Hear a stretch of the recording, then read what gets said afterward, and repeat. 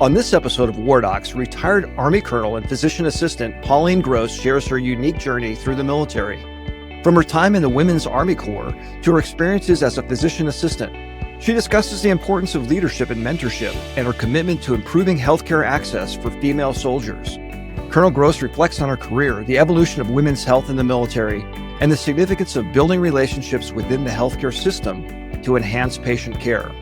She shares her extensive experience in the PA profession, highlighting her journey of breaking barriers and advancing the role of PAs in military medicine. For further information about Colonel Gross and our previous guests, visit our website at wardocspodcast.com. Be sure to follow WarDocs on your preferred podcast platform and subscribe to our WarDocs YouTube channel. I'm your host, Dr. Doug Soderdahl, retired Army urologist, and I'm joined by my co-host, Major Lindsay Umlauf, an Army physical therapist. Welcome to WarDocs, the military medicine podcast. This show brings you a first-hand, behind-the-scenes look into the mission, unique opportunities, and deployed experiences of the entire military healthcare team. From state-of-the-art hospitals in the United States to the most austere environments across the globe, WarDocs has you covered. Today, we're privileged to welcome physician assistant, retired Army Colonel Pauline Gross to WarDocs. Pauline, thanks for joining us today. Oh, you're welcome. I'm glad I could be here. You have the distinction of being the only WarDocs guest featured on the podcast who served in the Women's Army Corps. For our audience who may not be familiar with the WAC, can you share a little bit about it and why you chose to raise your right hand back in 1974 to serve our nation? Sure. Well, the WAC's Women's Army Corps came about in, I think it was in first it was 1943, and it was Women's Army Auxiliary Corps. And then 2 years later, one year later, it became the Women's Army Corps, and they were for active duty. And then they disbanded in October of 1978. I actually have three sisters who are WACs too. I mean, I come from a family of 13 kids, a farm family in Nebraska, and very rural area, small. And for us to go to college, you just didn't think about that. What kind of strategies did you use to overcome, the limitations, the skepticism that you faced early in your career? And how can today's aspiring military medical professionals, especially women, apply those lessons to push through their own obstacles? Well, the one thing is when I went in, basic training was only in a couple places. And as a WAC, everybody was a female, except when I went to basic. Fort Jackson was the place, and for some reason they had so many women show up for basic that 1 week. They had to start up 2 companies, and so they had to pull drill sergeants from every place on post. So I actually had male drill sergeants, and so it was really interesting. And then when I finally get to Fort Sam for my medic and then OR training, we had male. They weren't called drill sergeants back then. Just male NCOs and female NCOs that kind of kept us going wherever we needed to go and so on. So I never really was away from, it was just all women. And then when I got to Fort Bliss at William Beaumont, I worked in the OR, and there was men everywhere. So I never really noticed a change. The only way where there was a difference was in the company command. There was a female company commander, female first sergeant, everybody was a female.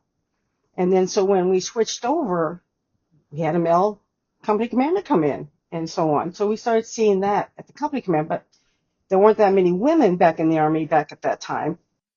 So those early roles that you had both within the WAC and then integrating into the larger Army, you transitioned from roles like combat medic and OR tech to leadership positions like MCOM surgeon, senior medical advisor. How did those early hands-on experiences that you had shape your approach to leadership later on? And what advice would you give to those young medics and PAs for leveraging those skills to prepare for future responsibilities? That's a very good question. I've always I have a daughter that was in the Army too, and I used to tell her that you learn from the bad leaders as much as you learn from the good leaders. And so no matter who is your leader at that time or your senior NCO or whatever, if they're bad, you learn from them and what they're doing, what do you think they're doing wrong, and so that when you're in the next position, you learn not to do that. and so on, or you learn to become a better, if it affected you badly, then you know not to do that when you become the leader. I've always believed, someone once told a group of PAs that the one thing about Colonel Gross, but back then I think it was Major Gross, she doesn't hold any grudges. Well, I don't. I mean, what happens to me happened to me. Okay, but I'm not going to take because you yelled at me or something like that. If I'm going to be working with you, we got to figure out a way to work together, because it's not about us individually. It's about the team. And how are we going to help that patient that's over there, whether it's life-threatening or he just came in with knee pain or something. We got to work together, because when we don't, we're going to miss something. Someone could die. They're going to look, and believe me, I've had patients that come in and say, well, I want to see a PA. My last PA did this and this and this. And when you hear that, you kind of take that and go, gosh, what did they possibly do to make you not want to see a PA? I actually had a physician at Fort Bliss that came in. He was chief of primary care and community medicine, and he became my boss. And he didn't want PAs at all. His last assignment, he had worked with some PAs that I don't know what they did, but he didn't want to work with any of us.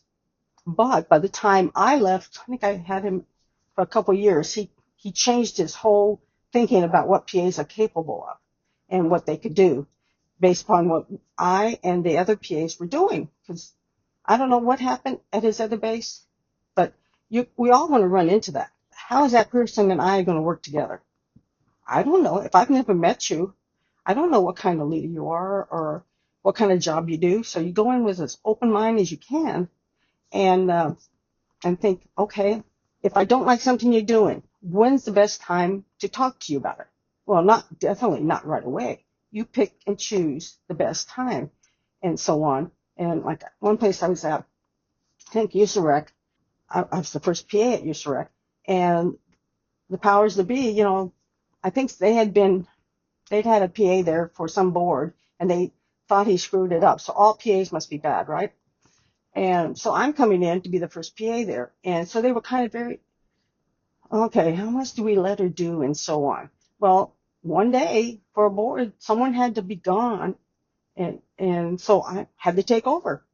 And they were going, oh, you could do that? From then on, it was just like, whatever, I could do everything.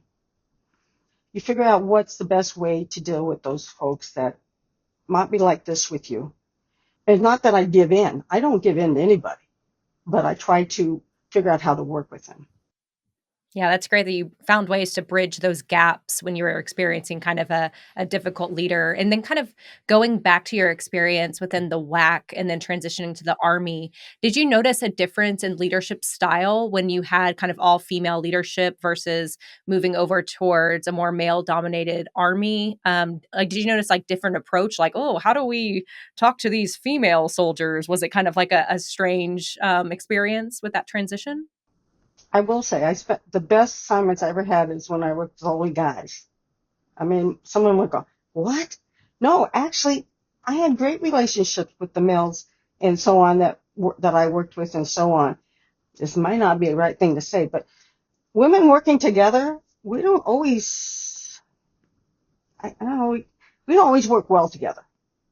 I don't know whether we're catty or what. So that's why it was harder to work in an all-female section than when we were mixed. Now, I will say, my earlier days as a PA, I had to go against the guys that they had this impression of female PAs. Oh, they're going to take this time off because she's pregnant, and she's going to do this, and she's going to be sick all the time. And they actually told me that. And I'm going, here, I just had my first one during PA school, so I'm pregnant with my second one, and I'm going, where in the heck are you getting this from? Because that's not me. Oh, yeah, that's going to be you. Well, at the end of that tour, that one PA actually came to me and said, I was wrong. I said, well, I told you. But that wasn't the only time I ran into that impression that not just a female PA, but, oh, you only got promoted because you're a woman and things like that. Oh, you only got that job because you're a woman. But then again, I was told, well, you're not going to get that job because only men get that job, like the White House PA. And so, well, now we have women as White House PAs. But in the late 80s and 90s, oh no. They're going, why? And so I thought, well, let me figure out how we can get that to happen. It's not going to be me, but somebody it will. Someday it will. And it did happen. So tell us a little bit about that journey. I mean, you were in the WAC, then you did combat medic, then you were an OR technician, 91 Delta. What made you decide, hey, I want to be a physician assistant? And, and you're looking at it like, well, it's a bunch of men in that profession. How do I get into it and why do I want to go?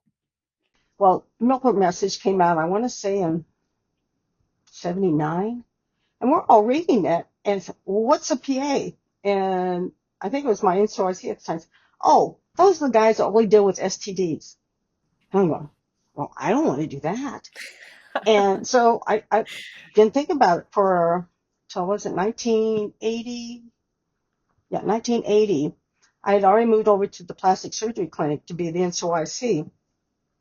And across the hallway was the dialysis folks. And I became friends with them. And one of the guys was put in for PA school. I go, why would you want to do that? And then he started explaining to me what he knew PAs did. I'm going, well, this sounds interesting. And because I had made E6 and as staff sergeant, I couldn't go to Fuller schools. I couldn't do a lot of stuff. I mean, I could be a drill sergeant or I could be a recruiter. And I'm going, well, I can't be an OR tech forever. So I said, well, okay, let me look into this. So he got that soldier became a PA. And then one of the guys that was working with him had also applied for a later class. And he later became my husband. And so at the time I'm thinking, let me try to get it. Well, one of the things everybody had to do was get a letter from a PA. You had to have a letter from a doc. And because of my role as a physician, as a OR tech, I knew all the chiefs of every surgical section. So there's like 10 or 12 of these guys. And I said, thinking maybe one or two would write me a letter. Well, all of them did. So I'm one of those people that had like 13 letters from docs in my PA application, but I still had to get that PA. And I'd never met a PA. I still really wasn't sure what they did. So I went to Fort Bliss and went to the TMC there and I said, anybody know what a PA is? And they said, oh yeah, third Armored Cap has PAs. And they said, well, I said, do they ever come here to work? Well, sometimes, but they're always out in the field. And then one of the medics there said, well, there's a PA that works in the ER every once in a while on Thursdays. I said, okay. So I made sure I went there on Thursday and I said, where's this PA that works here? And they introduced me to this CW3, I think he was, Russell Callahan. And I said, do you think you would write me a letter for PA school? And he talked to me for not long. I want to say not even more than 10 minutes. And he said, sure, I'll write you a letter. Come back in 3 days. Came back in 3 days. He wrote me a letter. And next thing I know, I got selected. So you mentioned that, at that time, PAs spent a lot of time in the field. Mm-hmm. Do you have any interesting stories or experiences during a deployment or out in the field, serving as a PA? During that time, Fort Jackson got tasked to send a PA to Honduras for 6 months. And back at that time, the medics took turns sending a PA for 6 months to Honduras to cover down at the JTF Bravo. And I'm going, well, here, I just had a baby. And they said, well, you might have to go because one guy was sick. The other guy there was reason why I was the only one who could go. And I'm going, I just had a baby. So the day I fly into Tegucigalpa and they get me to Pomarola, which is called something else now, Sotocano. And the chief nurse comes over and first thing she says to me, we didn't want you here. I'm going, what do you mean you didn't want? We wanted a guy. I said, well, what's the difference? He said, well, most of what the PAs do has to do with STDs. And I know the guys aren't going to want to see you. I said, well, that's their problem. And they say they had no problems. And if they did, well, believe me not, I wasn't going to back down. But that was the first day I got there. Actually, it was a great assignment. Great time. I got to see a lot. We got to travel all over Honduras in helicopters to have med vets and so on. And I got to see disease and processes you don't see in the States. Injuries, we saw, oh my gosh, um, orthopedic abnormalities that you won't see in the States. It's just like, wow. I took a lot of pictures and I have slides of them someplace, but it was a great 6 months. So it sounds like throughout your career, you experienced a lot of perceptions about your abilities from both like men and women. So that's just like an interesting thing to note that I'm hearing from you. And back to that elusive letter from the PA for your letter of support for the PA program, that speaks so much about the importance of sponsorship for career growth. And eventually you served 44 years. So if it wasn't for that PA kind of going out on a limb, just meeting you and 10 minutes later, like, sure, I'll write you a letter. That's such an impactful action that that person did. I have to ask, did you ever cross paths with that PA later on in your career? You know when I did? 2 years ago. What? He he got out probably a couple years after that, and he's been at Houston working at the VA there all this time. And we had our PA conference for the first time in San Antonio 2 years ago. He came down for one day, and I didn't know he was going to be there. I was talking to some PAs, and I saw his name tag. I said, "Where's Callahan?" He said, "Yeah." He said, "I'm Pauline Gross. Remember?" Oh, then I remembered he didn't know my maiden name, my married name. And And he said, no, I know who you are. I've been following your career and so on. And he said he just was very proud of me and so on. But it's the fact that it took that long before I ran into him again. Now, the physicians who wrote my letters, when I went back to William Beaumont, a lot of them were still there as chiefs and so on. And so they put me at Logan Heights True Clinic, which was basic trainees. Not initially, but maybe a few months after I got there. What they were having trouble getting the basic trainees into the hospital to be seen by orthopedics, and people at scheduling said, "Well, it's going to take us 6 weeks to get you in." And I'm going, "No, we know that's not right." Because I just left Fort Jackson, so I went up to the hospital, and every one of those docs was still there, and I said, "Listen, we got to fix this." And so Chief of Ortho said, "You tell them to come in the next day. If anybody gives you a hard time, you tell them to call me."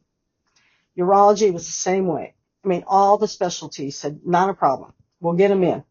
And so those soldiers that were languishing for 6 months on these profiles and not being allowed to graduate were now getting seen right away. And it's just like, okay, they remembered me. And that was 5 years later when I showed up there. And so I tell people, when you get to a base, you make the best where you're at, but you go and meet those docs and those nurses and people that work at the hospital, because you don't know when you're going to need their help. And you want them to know that when you call up and say, "Hey, I have this patient, da da da da da da," they can put a face to the name and, "Oh, yes, send them on in," and so on. At Fort Jackson, I had PAs that tell me they were very proud of the fact that they never stepped foot in the hospital. They just didn't think that was something to do. And I'm going, "But you should be on these committees, the pharmacy committee, and you should be on this committee." "Oh, no, leave that to the docs." I said, so what did I do? I got on those committees. And that's how you get things done. You put yourself out. And yes, it was a lot of extra work, but it did pay off in dividends over the years to be able to do that. And then it helped my patients, it helped the other PAs that we were able to have a voice in those committees, and it helped us get our patients seen. So early in your time as a physician assistant, women's health was really kind of a burgeoning field, didn't really exist. And, to add to that, in the services, there weren't a whole lot of female soldiers. So how did you actually tackle ensuring that those female soldiers received the care that they needed while they were serving? We had an agreement with OBGYN that the PAs at the clinic would do as much as possible that we could for the patient and so on. But if they couldn't, we could send them down the next day or that day to be seen by the GYN folks. And one GYN doc was a little upset. He said, "You can't be seeing that many up there," because we had sent like 3 or 4 down. I said, "Oh, really? You want me to send them all to you tomorrow?" And sure, I know you're not seeing that many. Well, guess what?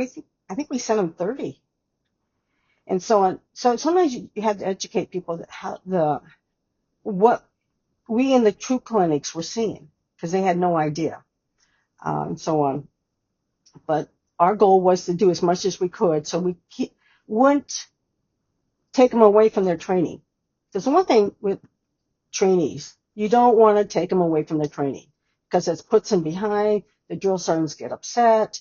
They don't want to be away from training. They will not even come in if they think that they're going to be out of training for a whole day. So our goal was okay, let's get them seen, get them taken care of as soon as we can. And if we can't handle it, then it goes to the joint. And actually, it helps them and us. And because we didn't have EMRs, everything was on paper, it was a lot easier to see. We would see 100 people a day. And we had good medics and so on, and 2 PAs seen whatever came in. And I was at one clinic, it was just me and 3 medics, and we had 100 a day. But because we didn't have EMR, we were able to, I wouldn't say expedite, it was easy to record and so on, and I could see all those patients. And my medics were very well trained, and I would walk from room to room to room and just see what they're doing. And if they had a question, I stopped right then, and we did it. And if it was something I had to really do a lot more examining, I said, okay, come on down here. And then I'd have the medic come in. We would go over the exam a little bit more. When I was at Jackson in the late 80s, we had 2 GYN nurse practitioners at the True Clinic. And they saw almost every female that came in, which definitely was great for the PAs because we were seeing everything else. The 2 nurse practitioners and I got together, and we decided to go to give classes to the battalions. I don't know how many battalions we had, but once a month, a battalion would come into the post theater, and we would give them a class. The GYN nurse practitioners were talking about what to expect with, birth control pills and problems with periods, menses, and so on. And then I would talk about stress fractures and other related things to the musculoskeleton and how both GYN affected their musculoskeletal issues too. And then we talk about the boots and other things like that. And so we did that, and I think it helped a lot because company commanders came back when they were getting ready to leave. They said, if I hadn't had that class, I wouldn't have known what to do in this incident or whatever. How are you able to overcome, you mentioned that stigma of people, not wanting to go in to get seen because they didn't want to get recycled and get, put behind in training. How could you, as a healthcare professional, to say, hey, you got to get the care that you need. Don't put this off just because you have this, imagined fear of missing something.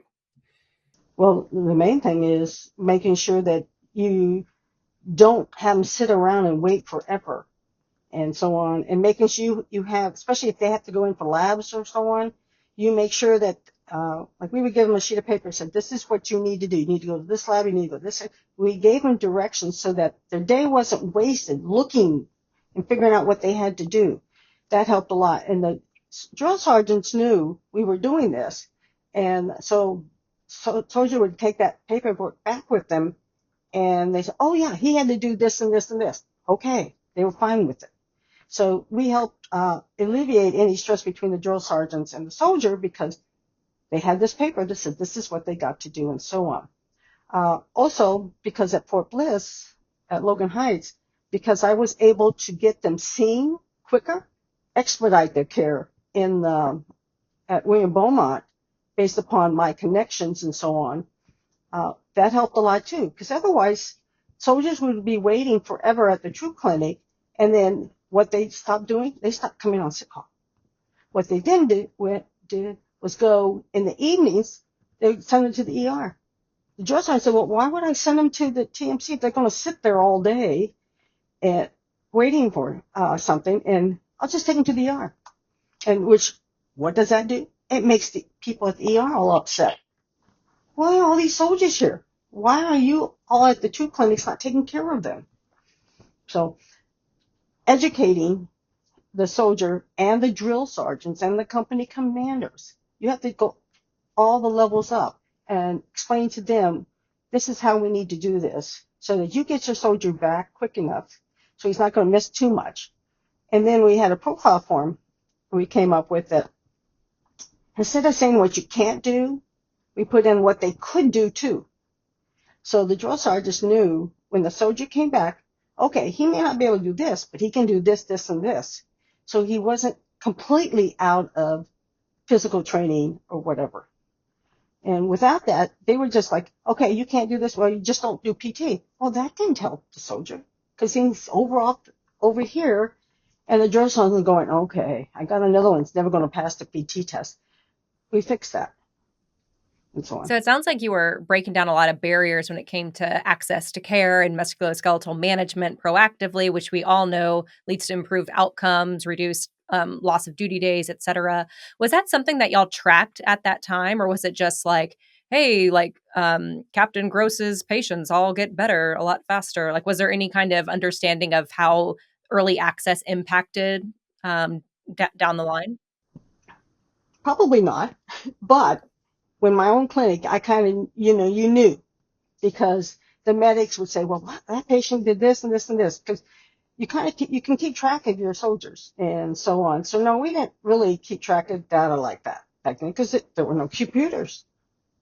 And we had medical records and, I kept track there with.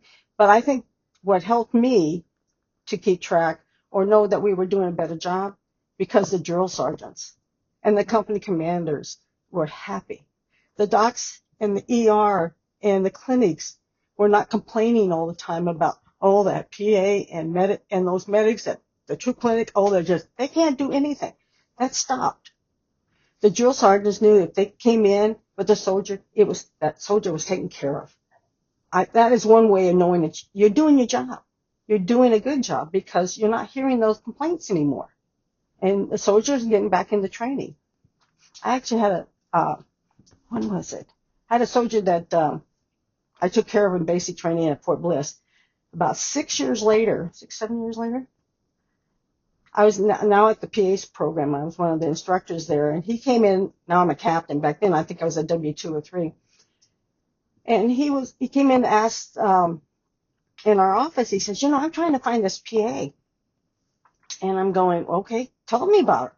So, well, she was a warrant officer. I said, okay, where did you, Fort Bliss and stuff like that. I said, well, what time? And I said, I think that was me. Look at your shot records. And he said, really? But see, he was there when I was like 8 months pregnant with my third child. So, of course, I didn't look the same. And I was a W2. And so he later became a PA. But he came looking for me. He was a National Guard PA that came out of Florida. But he said he wanted to thank me for what I did and putting him on the path to becoming a PA. That's such a great story. I'm so glad that he found you and he could convey the impact that you had on his career. That's amazing. So, some common themes with you and kind of your story so far is that you've really broken down a lot of barriers and advanced the profession, ensuring that you have a seat at the table when even during times when you weren't really invited there, you just kind of like elbowed your way in, which is great. I love it. Um, can you tell us about how your efforts continue to advance the PA profession and why it's so important that we continue to do so moving forward? Well, it was once we became commissioned, doors were opening a little bit, but a lot of people didn't realize what we could do, and so on. And I think what our problem is we still had that warrant officer mindset that we're just going to stay down here at the True Clinic and do this and this and this.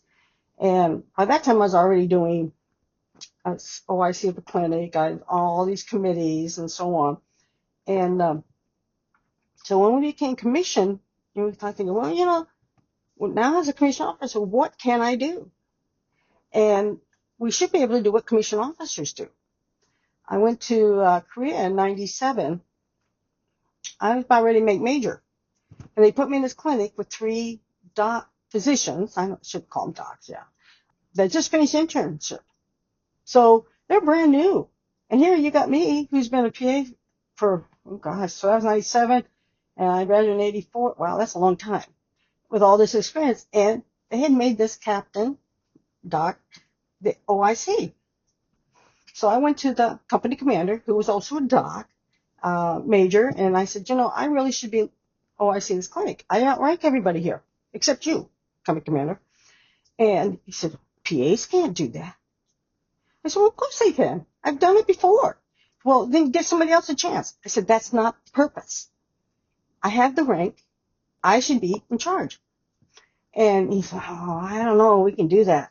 And he said, well, we'll go see, well, name drop here, Colonel Perugini, who later became a general, who was the 121 commander at that time. So we need to go talk to him. I didn't tell this doc that Colonel Perugini and I were at Honduras together. And I said, okay, let's go see him tomorrow. The next morning he comes in and he says, okay, we don't need to go see Colonel Perugini. I guess he didn't really want to go see him. You're going to be OIC. Fantastic. The docs were happy. They didn't want to be it because they just had an internship. They wanted to see patients.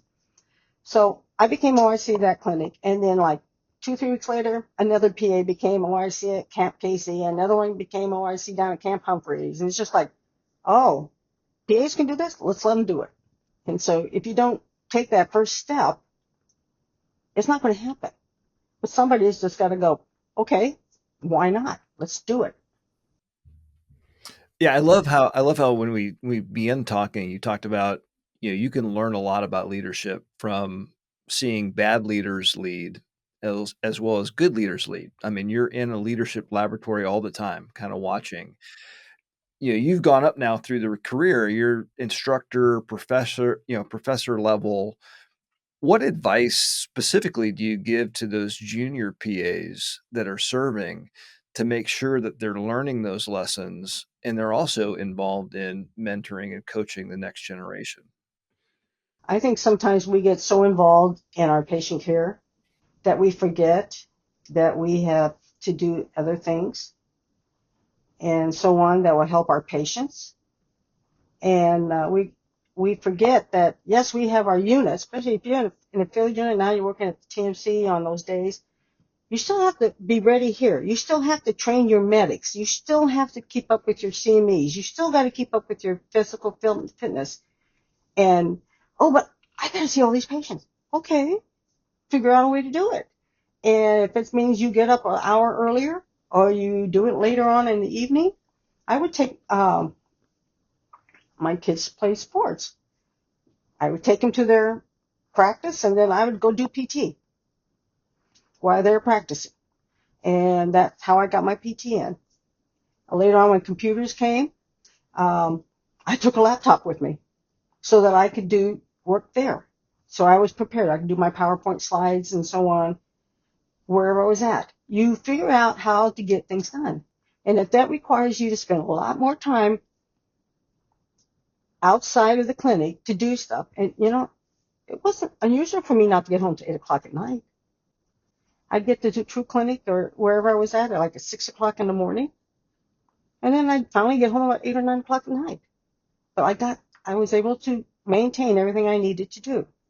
But it's a personal thing. I know I had to do it.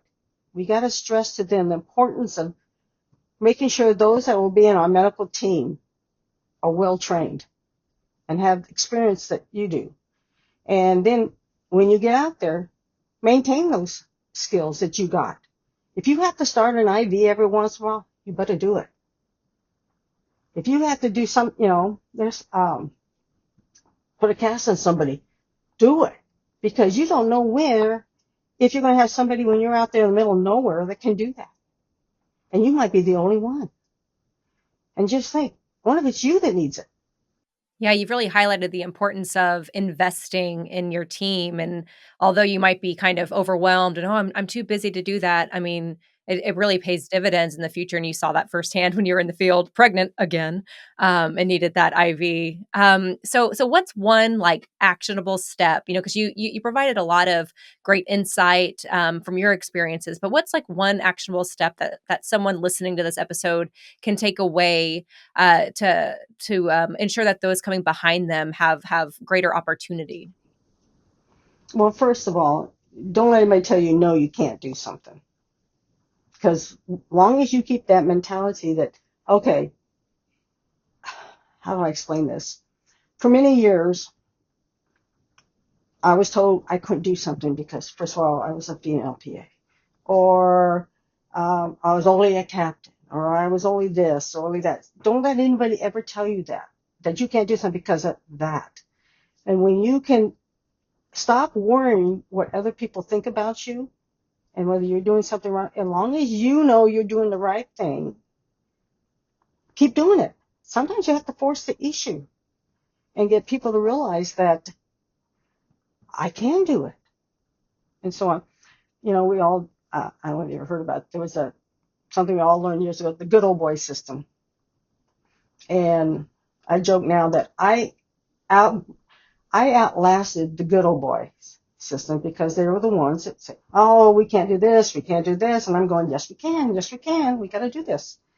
So especially female PAs, I've had some because they're trying to figure out when's the best time to have that baby and so on, because all they could think of was the guys in the male PAs in their unit are going to go, oh gosh, she's getting pregnant. She's never going to be here and stuff like that. Or she's only doing it to get out of deployment. And I told them time and again, if that's what you're doing, then don't. But if you're doing it because you really want a family, you do it when you want to do it. Don't worry about what other people think. Don't worry about that deployment. But if you keep waiting for that perfect time where people can't make comments about you, you will never have a baby. Or you'll never go to school for this, or you'll never do that.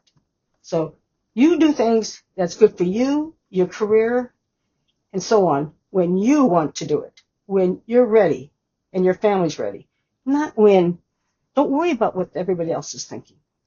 And the irony of that is you're the one that ended up going to Honduras after, Yeah. 6 months postpartum because the men couldn't go. So that's interesting. One of the things that is inspiring about your story is, how you continue to give back to the profession and the military, and you volunteer with areas like the PA History Society and the Quilts of Valor. Tell me a little bit about what that is.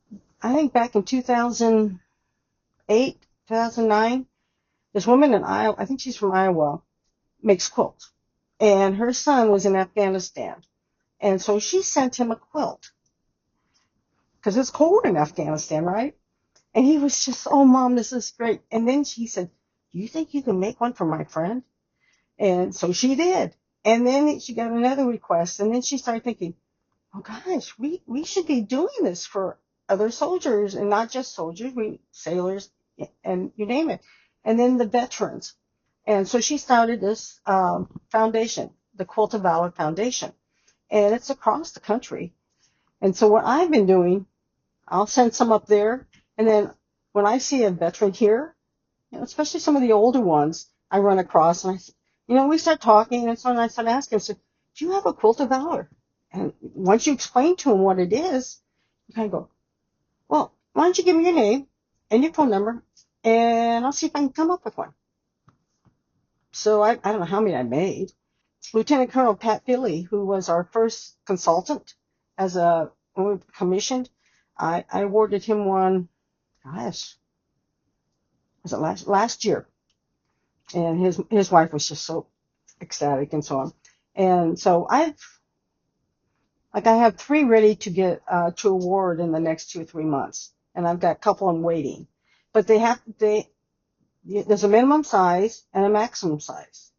And the minimum maximum size is because later if the veteran wants to have it in his coffin, you can put it there. We want them to be used. We don't want you to hang it on a wall. We want them to be used. About 50,000 have been awarded across the country. So that's awesome. My sisters got me into quilting before I actually retired. And I don't do the quilting part. I do the piecing. I make the top with all the little pieces and stuff, which I love to cut out. I mean, that's my surgical thing.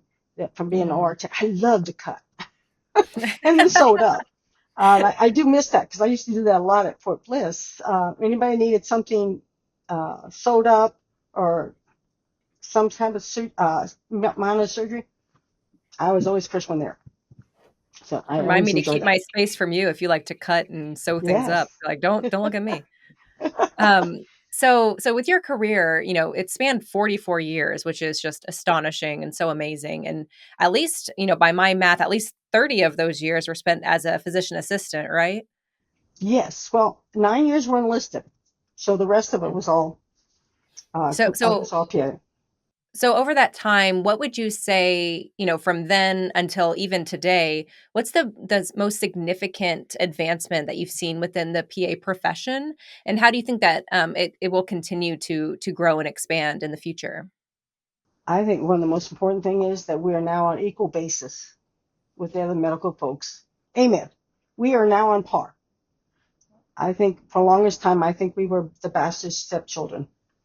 First of all, you're those warrant officers that don't have degrees and things like this. I didn't graduate with a degree. Back in my day, 2 years later, they started graduating with a bachelor's degree. I had to go get my own on my own. So, and then when we became commissioned, well, PAs can't do this and PAs can't do that. They can't be a commander. They can't do this. And, you know, now look at us. We're everywhere. And we're staying longer in order to do those jobs, to go to those military courses and so on. For many years, female PAs, once they did their time, that was it. And now they're staying longer. I figured out that if I could get a PA to stay to major, I had more chance of them staying longer than if they got out before they made major. Because as a major, oh my gosh, people look at you differently. When you're a captain, people, oh, you've only been in the Army maybe 5 years, 6 years. At least as a major, you've been in the Army a while. I had oh gosh, what year was it? I was in Korea. My first patient of the day, here, I'm Captain Gross. I had over 20 years in service, and I was getting up there in age. And my first patient was Lieutenant Colonel, walks in the door and sits down. I smile all the time. I said, so what brings you in today? I'm tired. I looked at us. What do you got to be tired about? You're here at Yongsan. There's nothing going on. He says, well, when you've been in the Army as long as I have, and you're as old as I am, then we can talk about it. And I started laughing. I said, sir, I've been in the Army, I don't know how many years that, let's see, what, been 23, 24 years? And, I'm several years older than you too. And he just kind of looked at me and he's thinking this old captain, he said, oh my God, this woman's old. Why? Da, da, da, da, da. He said, I guess I'm not that tired. He got up and I never saw him again. But if I'd been a major, I think it would have been different because when you see the difference in how you're perceived. But I wanted to ask you a little bit about, how do you see the changes in the clinical responsibilities of PAs from when you first started? I mean, was it like everything you did, you had to check with the doctor? And now it seems like you can be at a role one in the middle of nowhere by yourself and you're doing a lot of stuff. Going back to when I was at Fort Bliss, I didn't have a doctor with me. He might have been at the troop clinic several miles away. You just did things. Yeah, you did have a doctor. Sometimes had to sign off on your charts later on. And then, like you're right, when I went to Iraq or when I was corresponding with the PAs that were in Iraq and so on, they're trying to figure out, well, who's going to be my supervising physician and da da da da da. And I said, well, find somebody. Doesn't mean they have to be anywhere close. And people go, well, don't they have to be? Oh, even in AAPA and NCCP, I think I went to a meeting there and I said, RPAs are by themselves. The closest doc could be 100 miles away. We know we can do the job. And because that was when they're trying to decide, well, do we need a supervising physician to be in the same building? Some states you still had to. And I'm going, no, look at us. We're already doing this. Yeah, there's a doc someplace, and you know why that doc is there? Mainly for your OER. I mean, how are they gonna know what you're doing here if they're way over there? We have to trust each other that we have the training and the skills to take care of our patients that come in. And our docs have to trust us too. We have to demonstrate it every day. Yeah, I mean, I can give you an example from my career when I was one of those interns who, got to go out to Korea to become the commander of this small medical detachment. And it was 1991. I was in Camp Carroll, but the PA that I was with was absolutely fantastic. There was not a rash that he has not seen, and he could diagnose anything. So he was my main consultant for my entire time there, and so I love that the Army has kind of figured that out. And I actually have a daughter who just graduated from PA school, and so I'm excited to see how things progress in that profession. So kind of speaking of, looking back, when the history books are written, let's say 100 years from now, how would you want the legacy of Pauline Gross to be in military medicine? How would you want that to be recorded? She did the best job at every place she was at every time to help her patients and so on. And not just my patients, the other providers. That's hard to put into words. I'm kind of humble, I guess. I just don't like to take credit for things. Um, but I want to be remembered as a person you could go to with any question or for help when needed. Um, and if I didn't have the answer, I knew where to go. Um, and I just tell people, we will never all have the same career, but if you learn anything from my career, I didn't let anybody say I couldn't do something. I may not have reached one goal, but trying to get to that goal led me to another one that was probably even better for me. That set me up for another position. So if a door closes, don't get down about it. Another one's going to open. It's probably going to be a better one for you.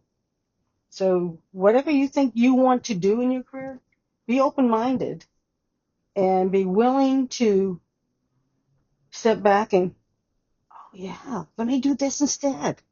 Be willing to do that. Now, all I was just going to say is, don't try to copy me in my career, my path. Find your own path. But the only thing I want you to copy is make the best of where you're at. Put yourself out there. And don't let fear stop you from doing something. That's great advice. We've been speaking with physician assistant, retired Colonel Pauline Gross on WarDocs podcast. Pauline, thanks again for sharing your experiences and insights with us, and thank you for your incredible service to this nation.